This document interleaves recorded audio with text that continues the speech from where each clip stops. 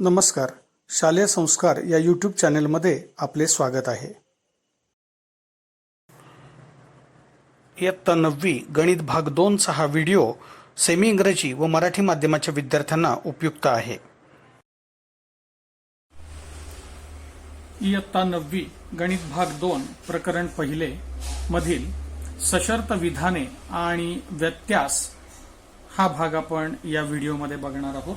तसेच गृहीतके आणि प्रमेये म्हणजे काय हेही आपण पाहणार आहोत आणि युक्लिड या थोर गणितज्ञांनी मांडलेली काही गृहीतके आपण समजावून घेणार आहोत. हा व्हिडिओ इयत्ता 9वीच्या मराठी माध्यम आणि सेमी इंग्रजी माध्यमाच्या विद्यार्थ्यांसाठी उपयुक्त आहे. यातील प्रत्येक घटक आपण सुरुवातीला मराठीतून पाहणार आहोत आणि नंतर सेमी इंग्रजीच्या विद्यार्थ्यांसाठी इंग्रजीतून पाहणार आहोत. In this video we will see conditional statements and converse. Also we learn some postulates and theorems, and in the last we will see some postulates of Euclid. आता आपण सशर्त विधाने आणि व्यत्यास याबद्दल अधिक माहिती जाणून घेऊया. जी विधाने जर तर रूपात लिहिता येतात त्यांना सशर्त विधाने म्हणतात. जरने सुरू होणाऱ्या विधानास पूर्वांग म्हणजेच पूर्वार्ध म्हणतात आणि तरने सुरू होणाऱ्या विधानास उत्तरांग किंवा उत्तरार्ध म्हणतात.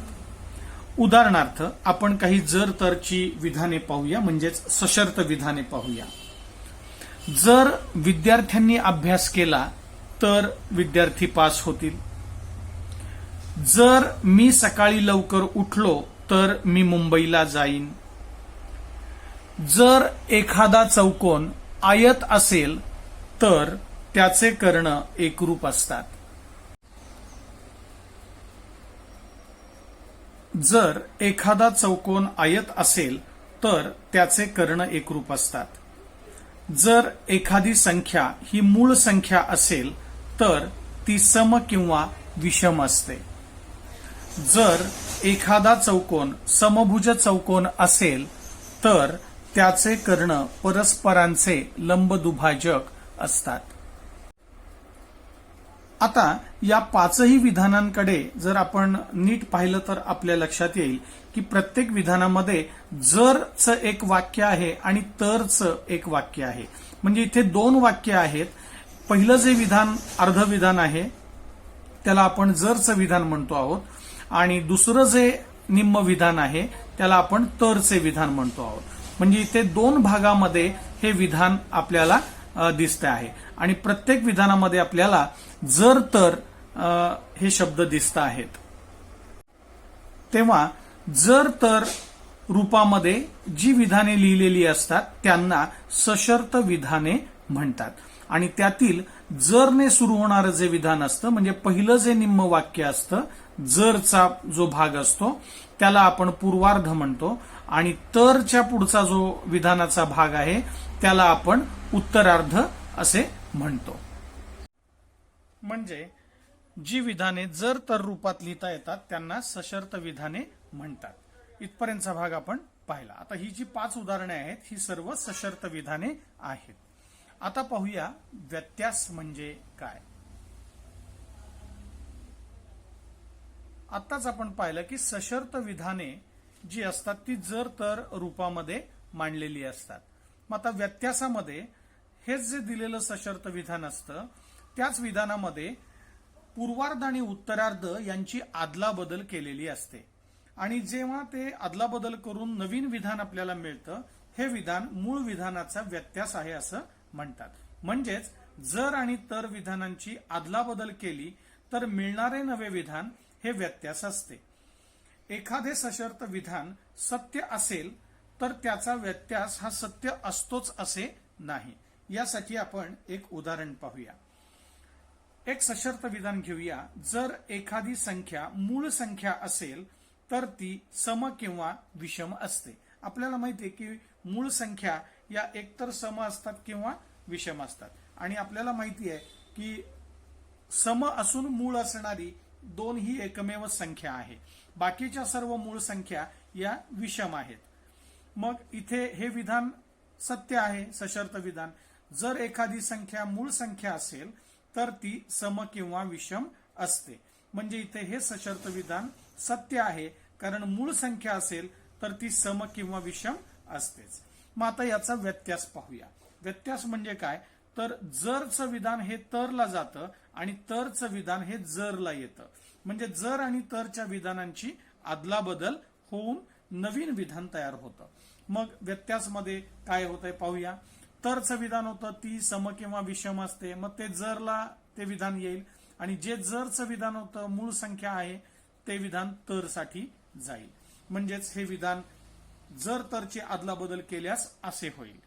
जर एखादी संख्या सम किंवा विषम असेल तर ती मूळ संख्या असते. पण हे जे विधान आहे ते असत्य आहे, कारण या विधानामध्ये सम किंवा विषम संख्या असेल तर ती मूळ संख्या असते असं म्हटलेलं आहे, पण ती मूळ असतेच असं नाही. म्हणजे इथे व्यत्यास हा असत्य आहे, म्हणजे चुकीचं विधान हे आहे.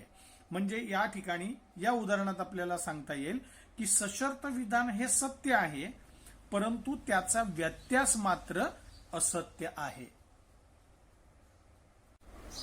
म्हणजे थोडक्यात सांगायचं झालं तर सशर्त विधान जर सत्य असेल तर प्रत्येक वेळी त्या सशर्त विधानाचा व्यत्यास हा सत्य असेलच असं नाही. आता सेमी इंग्रजीच्या विद्यार्थ्यांसाठी पाहूया conditional statements and converse. The statements which can be written in if then form are called conditional statements. The first part of the statement following if is called the antecedent, and the second part following then is called consequent. It means that in if-then form of statement there are two parts of the statement. The first part of the statement means if part is called the antecedent. Antecedent means this is a given part, and the second part which is followed by then means that is the next part of the statement. It is called as consequent, means that part we have to prove. The statements which can be written in if then form are called the conditional statements. Now let us learn some conditional statements. So for example, first is if students studied well then they will pass. If I wake up early in the morning then I will go to Mumbai. If a given quadrilateral is a rectangle then its diagonals are congruent. If a number is a prime number then it is even or odd. So we have learned that the statement which are in the if then format are called as conditional statements. Now let us learn what is meant by converse. Just we learn what is meant by conditional statements. Now converse means if the antecedent part and consequent part in the given conditional statement are interchanged, the resulting statement is called the converse of the given statement. It means if statement and then statement are interchanged. If a conditional statement is true, its converse is not necessarily true always. For example, let us see one example. Conditional statement. If a number is a prime number, then it is even or odd. Now, this conditional statement is true. We know that a number which is prime, always it is even or odd, because we know that 2 is the only number which is even as well as prime, and the remaining prime numbers are odd numbers. So, if a number is a prime number, then it is even or odd, this conditional statement is true. But now let us see converse. Here we have to interchange the if part and then part. So the converse will be, if a number is even, here the then part is it is even or odd, so that statement will go to the if part, and whatever the statement in if part, it will go to the then part. So if a number is even or odd, then it is a prime number, but this statement is false. Why this statement is false? Because a number which is even or odd, it will be a prime. Here it is, this is the then part, but this then part is not true here, means it is a false, because every even or every odd will not be a prime number. So this converse statement is false. So in this example we learn that the conditional statement is true, because here this statement is, conditional statement is true, but converse is false. So we learn that if a conditional statement is true, but the converse is not necessarily true always. आता आपण पॉस्च्युलेट्स म्हणजेच ॲक्झम्स, मराठीत त्याला गृहीतके असं म्हणतात, म्हणजे काय ते पाहूया. भूमितीच्या विकासाचं सर्व श्रेय थोर ग्रीक गणितज्ञ युक्लिड यांना जातं. युक्लिड यांचीच भूमिती आपण 9वी-10वीच्या पाठ्यपुस्तकातून शिकणार आहोत. त्या काळी अवगत असलेली भूमितीय माहितीचं सुसंबद्ध पद्धतीने संकलन करून त्यांनी या भूमितीच्या सर्व गुणधर्मांमध्ये सुसूत्रता आणली. त्यांनी काही स्वयंसिद्ध व सर्वमान्य विधाने म्हणजेच गुणधर्म गृहीतके म्हणून स्वीकारली. म्हणजेच जे गुणधर्म सत्य आहेत असं आपण मानतो ते स्वयंसिद्ध असतात. त्या गुणधर्मांची सत्यता पडताळून पाहण्यासाठी वेगळं स्पष्टीकरण देण्याची आवश्यकता नसते, अशा गुणधर्मांना गृहीतके म्हणतात.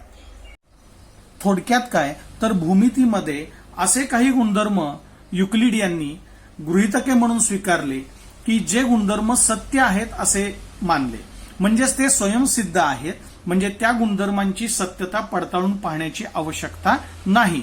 मग असे जे गुणधर्म आहेत की जे स्वयंसिद्धच आहेत आणि त्यांची सिद्धता ही पाहायची असेल तर त्यांची कृती हीच त्यांची सिद्धता आहे, म्हणजेच ते गुणधर्म सत्य आहेत असं जेव्हा मानलं जातं तेव्हा अशा गुणधर्मांनाच गृहीतके असं म्हणतात.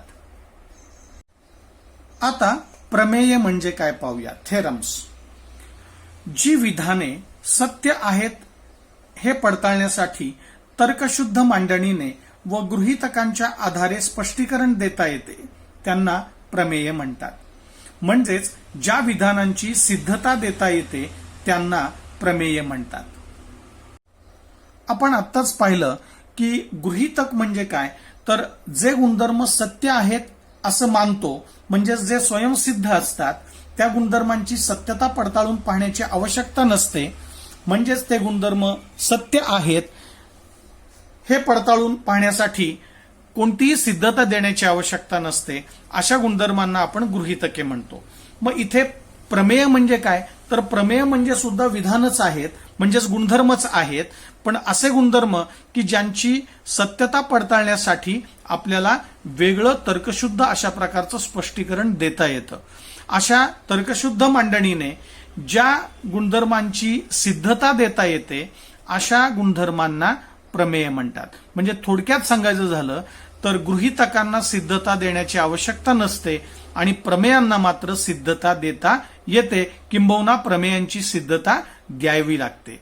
तर असा या दोन्हींमधला मूलभूत फरक आहे. आणि प्रमेय सिद्ध करण्यासाठी आपण गृहीतकांचाच आधार घेत असतो. म्हणजेच जी विधाने सत्य आहेत हे सांगण्यासाठी, समजावून देण्यासाठी तर्कशुद्ध मांडणीने व गृहीतकांच्या आधारे जी मांडणी केली जाते त्या मांडणीला सिद्धता असं म्हणतात. हे आपण पुढे पाहणार आहोत. परंतु जी विधाने सत्य आहेत हे पडताळण्यासाठी तर्कशुद्ध मांडणी केली जाते आणि गृहीतकांच्या आधारे स्पष्टीकरण दिलं जातं तर अशा गुणधर्मांना प्रमेये म्हणतात. आणि प्रमेय सिद्ध करण्यासाठी आपल्याला 5 पायऱ्या किंवा 5 टप्प्यातून जावं लागतं. ते 5 टप्पे असे आहेत: पक्ष, साध्य, आकृती, रचना व सिद्धता. असे हे 5 टप्पे असतात. किंवा कोणतंही प्रमेय सिद्ध करण्यासाठी आपल्याला या 5 टप्प्यातून जावं लागतं आणि हे 5 टप्पे म्हणजे नेमकं काय ते आपण पुढील भागामध्ये पाहणार आहोत. Now let us learn what is mean by postulates and theorems. Let us learn postulates. The credit of the development of geometry goes to the Greek mathematician Euclid. He gathered the knowledge of geometry at his time and streamlined it well. He granted some self-evident geometrical statements which were accepted by all. These properties are called axioms or postulates. That is, Euclid granted some self-evident geometrical statements which were accepted by all, and all these statements assumed to be true. So these statements are called as axioms or postulates. In short, we can say that the properties which are assumed to be true are called postulates. Means there is no need to prove these statements. Means there is no proof for the postulates. So the postulates or axioms are nothing but the properties which are assumed to be true. Now let us learn theorems. The properties or statements which are proved logically with the help of postulates are called theorems. That is, we can write the proof of the theorems. In the postulates we have seen that there is no need to write the proof, but here in the theorems we have to write the proof of the statement. So to prove the theorem there are 5 steps: given, to prove, figure, constructions and proof. So these are the 5 steps which we have to go through to prove the theorem. आपण पाहिलं की सशर्त विधाने म्हणजे काय. जी विधाने जर तर रूपात लिहितात त्याला सशर्त विधाने म्हणतात. एखादे सशर्त विधान आपल्याला सत्य आहे असे सिद्ध करायचे असल्यास आपल्याला 5 टप्पे म्हणजे 5 पायऱ्यांमधून जावं लागतं. हे 5 टप्पे आपण नुकतेच पाहिले: पक्ष, साध्य, आकृती, रचना आणि सिद्धता. आता यांचा आपण थोडा विचार करूया. सशर्त विधानातील जर नंतरचा जो भाग असतो म्हणजेच ज्याला आपण पूर्वार्ध म्हणतो त्या विधानाला पक्ष असे म्हणतात. म्हणजेच ते विधान आपण पक्ष म्हणून विचारात घेत असतो. पक्ष म्हणजेच गणितातील दिलेल्या गोष्टी. आता दुसरा टप्पा आहे साध्य. सशर्त विधानातील तर नंतरचा जो भाग असतो ज्याला आपण उत्तरार्ध म्हणतो हा उत्तरार्ध म्हणजेच साध्य होय. साध्य म्हणजेच जे आपल्याला विधान सिद्ध करायचे आहे ते विधान म्हणजेच साध्य होय. आता तिसरी पायरी म्हणजेच तिसरा टप्पा आहे आकृती. सशर्त विधानानुसार म्हणजेच दिलेलं जे जर तरचं विधान आहे त्यावरून आपण पक्ष आणि साध्य लिहितो. जरचं विधान पक्ष असतं आणि तरचं विधान साध्य असतं. मग या पक्ष आणि साध्यवरूनच आपण आकृती तयार करायची असते आणि या आकृतीवरूनच आपल्याला संपूर्ण प्रमेय हे सिद्ध करायचं असतं. म्हणजेच आकृती या ठिकाणी अतिशय महत्वाची असते. आकृती काढण्यासाठी सशर्त विधानाचा उपयोग करायचा आहेच आणि पक्ष आणि साध्य यावरून आपल्याला आकृती तयार करणं अतिशय सोपं जातं. काही वेळेला आपण आकृती आधी काढतो आणि मग पक्ष साध्य लिहितो, तर काही वेळेला पक्ष साध्य आधी लिहितो आणि मग आकृती काढतो. आपल्याला जे सोयीचं वाटतं त्याप्रमाणे आपण आकृती त्या क्रमांकानुसार तयार करायची आहे. चौथा टप्पा आहे दिलेले सशर्त विधान सिद्ध करण्यासाठी दिलेली माहिती अपूर्ण काही वेळेला असते. मग त्यावेळेला दिलेल्या माहितीवरून आपण ते प्रमेयची सिद्धता लिहू शकत नाही. मग अशा वेळेला आपल्याला त्या आकृतीमध्ये काही रचना करावी लागते. म्हणजेच काही आकृतीमध्ये काही गोष्टी नव्याने दाखवाव्या लागतात. ह्या ज्या नव्याने दाखवणाऱ्या ज्या गोष्टी असतात त्यालाच त्या आकृतीतील रचना असं आपण म्हणूया. तेव्हा हा या सिद्धता लिहिण्यासाठीचा चौथा टप्पा आहे. आणि पाचवा टप्पा म्हणजेच त्या प्रमेयाची किंवा त्या विधानाची सिद्धता. मग आता पक्ष व रचना यांचा उपयोग करून भूमितीतील गृहीतकांच्या आधारे तर्कशुद्ध मांडणी करून तरचं जे विधान असतं म्हणजे जे साध्य असतं ते सिद्ध केलं जातं. म्हणजेच तो गुणधर्म सत्य आहे हे सांगण्यासाठीचं एक स्पष्टीकरण दिलं जातं आणि ते स्पष्टीकरण हे तर्कशुद्ध असलं पाहिजे. अशा तर्कशुद्ध मांडणीला त्या विधानाची सिद्धता असं म्हणतात. आणि सिद्धतेचे दोन प्रकार आहेत. एक आहे प्रत्यक्ष सिद्धता आणि दुसरी आहे अप्रत्यक्ष सिद्धता. तेव्हा यातील काही प्रकारच्या सिद्धता आपण पुढील भागामध्ये या 9वीच्या पुस्तकामध्ये काही प्रकरणांमध्ये पाहणार आहोत. म्हणजेच तुम्हाला आता गृहीतके आणि प्रमेये यांच्यातील मूलभूत फरक लक्षात आला असेल. गृहीतक म्हणजे जे गुणधर्म सत्य आहेत असं आपण मानतो अशा गुणधर्मांना गृहीतके म्हणतात. आणि जे गुणधर्म सत्य आहेत हे सांगण्यासाठी तर्कशुद्ध मांडणीद्वारे त्याची सत्यता आपल्याला समजावून देता येते, स्पष्टीकरण देता येतं, अशा गुणधर्मांना प्रमेय म्हणतात. म्हणजे गृहीतकांना सिद्धता नसते, प्रमेयांना सिद्धता असते. आणि प्रमेय सिद्ध करण्यासाठी 5 टप्पे असतात. पक्ष, साध्य, आकृती, रचना आणि सिद्धता. दरवेळेला रचना हा टप्पा एखाद्या प्रमेयाला सिद्ध करण्यासाठी रचना करावी लागतेच असं नाही. काही प्रमेयांमध्ये जर माहितीची कमतरता असेल, अपूर्ण माहिती असेल तरच त्या प्रमेयाची सिद्धता देताना रचना करावी लागते. प्रत्येक वेळेला रचना करावी लागतेच असं नाही. तेव्हा कोणतंही प्रमेय सिद्ध करण्यासाठी आपण हे 5 टप्पे लक्षात ठेवूया. पक्ष, साध्य, आकृती, रचना, सिद्धता. यामध्ये पक्ष म्हणजे दिलेल्या गोष्टी असतात. म्हणजेच सशर्त विधानातील जरचं जे विधान असतं त्याला आपण पक्ष म्हणतो. तरचं जे विधान असतं त्याला आपण साध्य म्हणतो. पक्ष आणि साध्यवरून आपण आकृती तयार करतो आणि त्या आकृतीमध्येच जर काही माहितीची थोडी अपूर्णता असेल आणि प्रमेय सिद्ध करण्यासाठी जर आपल्याला अजून काही गोष्टीची आवश्यकता असेल तर ती आपण आकृती दाखवतो, त्यालाच आपण रचना म्हणतो. आणि तर्कशुद्ध मांडणी करून तरचं विधान सिद्ध करतो त्याला आपण म्हणतो सिद्धता. Now we know that to prove a theorem there are 5 steps. Let us learn one by one step. The statements which can be written in the if-then form are called conditional statements. When a conditional statement is supposed to be true, we have to remember the following 5 steps. First step is given. Means in a conditional statement, the antecedent part means if part of that statement is called the given, and the consequent means then part of the statement is called the part to be proved. And third step is from the given information and to prove part we have to draw a figure. And fourth part is sometimes the given information is insufficient or incomplete to solve the theorem or to prove the theorem, then we have to do construction in the figure.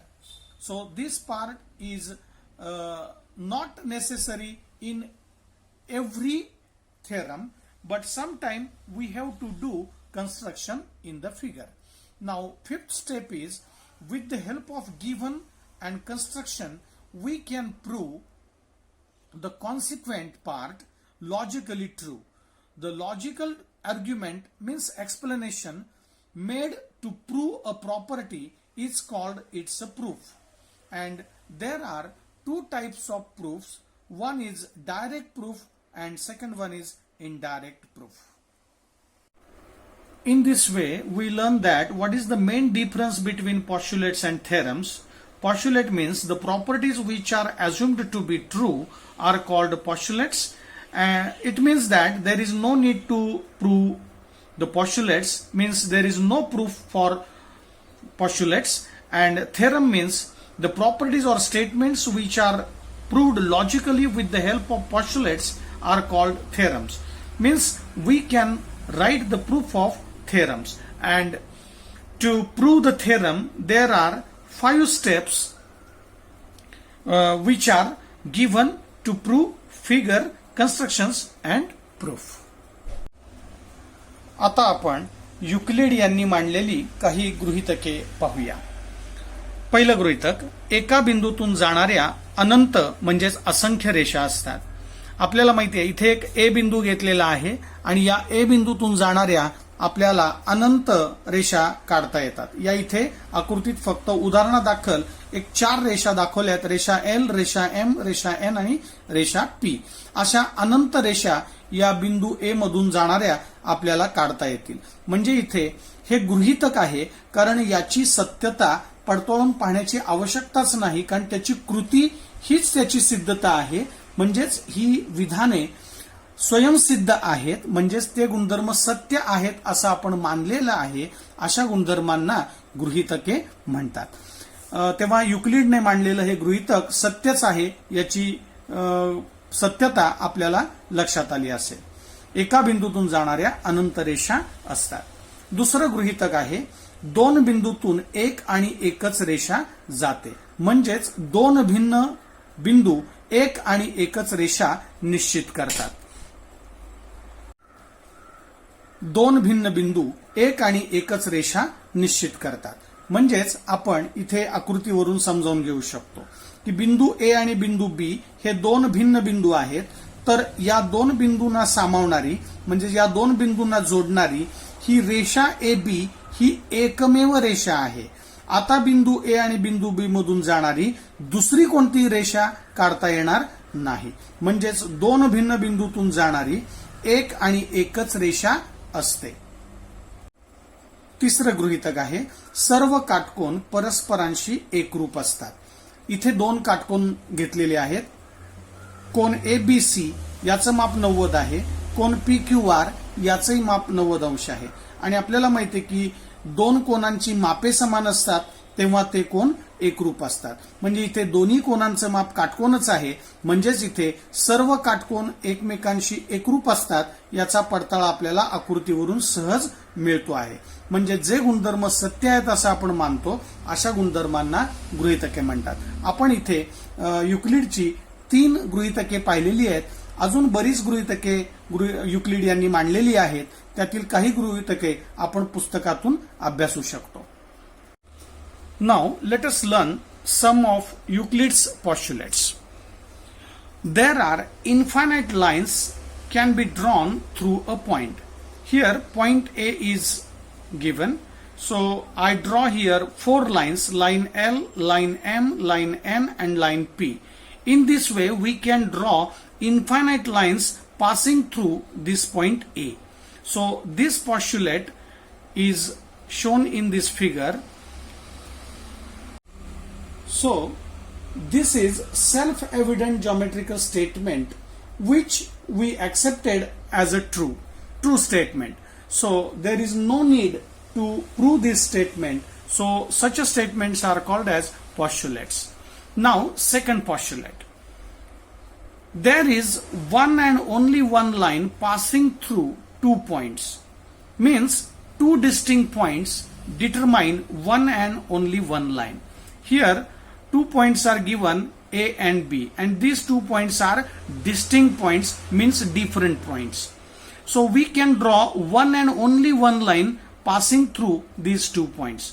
So this is the second postulate of Euclid. So line AB is the one and only one line passing through these 2 distinct points A and B. Now the third postulate. All right angles are congruent with each other. Here angle ABC is of 90 degree and angle PQR is also of 90 degree. So their measures are same, means both the angles are congruent. and we know that if the measures of angles are same, means measures are equal, then the angles are congruent. So this property is also true here. By the figure, with the help of figure, it is very easy to understand. So what is meant by postulates? The properties which are assumed to be true are called postulates, and there is no need to prove them, means there is no proof for the postulates.